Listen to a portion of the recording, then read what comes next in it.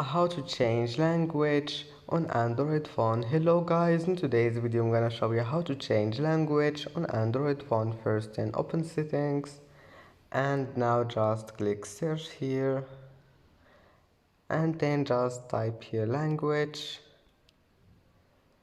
and as you see here you will find language and region. Click on it, and then if you want to change it, all you need to do is just click add language, and then just select any language you want, like this one,